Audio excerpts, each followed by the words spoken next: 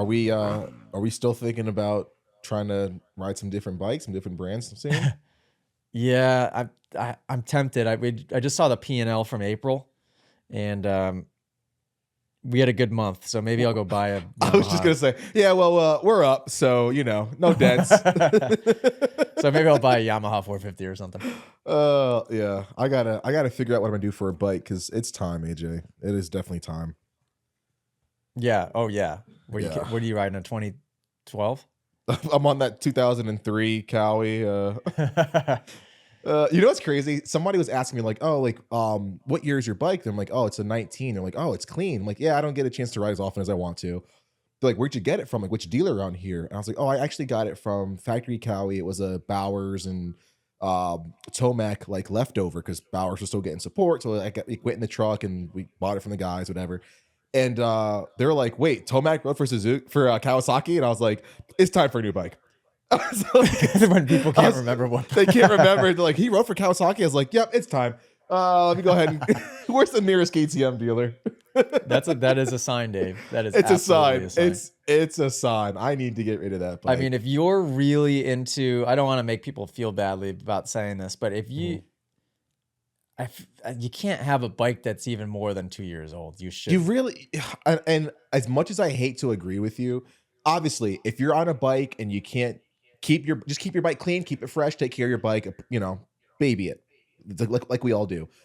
However, if you have the opportunity, it's a bit of a nicer deal to have one that is newer. Now you're talking to two people who grew up very much not able to have the nicest of nice bikes. Our bikes were not. We're lucky they were running, but yeah, if you're able to, it is nicer to have something that is of a more modern elk. Yeah, and I think it's a good strategy to like, well, let's see. So I have my 25 Honda. I bought Yep. it. Yep. I think I paid 79 out the door for it, which was a great deal. Hmm. I could ride that bike for this season and sell it Yep. at the end of this season for, I always sell my bikes for really cheap, but sell it at the end of this season for 5,500 bucks probably. So I'll get a full season out of it Hmm. and only have spent a little bit over 2 grand. I feel like that's pretty good. Yeah. Now, and I also feel like you could sell that thing for way more probably if you wanted to. But yeah, I think do what you have to do. Ride a freaking 1980. I don't Yeah. care. If you want to get out on two wheels, make it happen however you have to. But it is a different riding experience being on a bike that is tight and new. Yes. Better. It just feels better. Yeah. And when you get I have the opportunity to ride a ton of different bikes because at class, that's what I do. I just, hey, you mind if I demonstrate on that thing quick? Hey, could I steal this thing quick? Hmm. And for the sake of demonstration, I'll steal any bike. I mean, I'll ride them all. I'll take 65s, 85s, 125s, 250s, 350s, 450s, Yep. 500s. It doesn't matter. I ride them all. Hmm.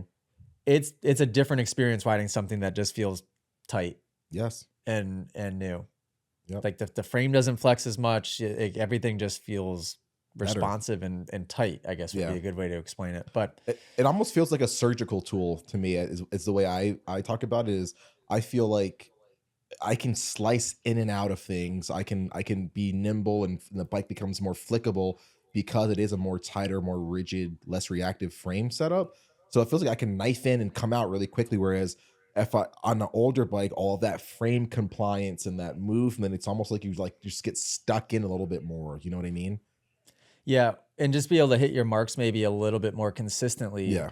even. So like Ethan made a comment and it was funny because I hadn't really thought of this. I just took it for granted and that it was obvious that one of the last times I rode, it was last week when we were filming Supercross courses for inside of the app. I was Mhm. riding the track by myself. The only lines that had been cut in yet were mine. Mhm. And when I got done after doing my warm up for 10 minutes, Ethan goes, "Oh my gosh, you rode the same tire mark around the whole track. Mm. All of those laps, there's not even a different tire mark. It looks like you did one lap Yeah. and you just did 7."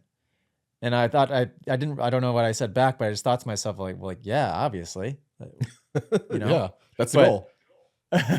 I think yeah, then I thought about it a little bit more, and yeah, that is probably pretty impressive and maybe something people can't do, but having a new bike is helpful with that. And that is, by the way, a fun game that maybe you guys can play. Is It's a fun one. So there was good moisture too, so the lines were really dark. So when I cut in that first line, I just did the same one every single lap after, and just because I also wanted to keep the rest of the track fresh, so they didn't have to groom again for the race weekend.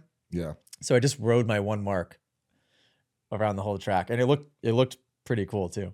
If you guys enjoyed this podcast clip and you want to listen to full episodes, you can do so on Spotify and Apple Music. If you want to send in your own video submission, you can join us in the Moto Academy family inside of the Moto Academy app by just going to themotoacademy.com. That's also where you can sign up for a class.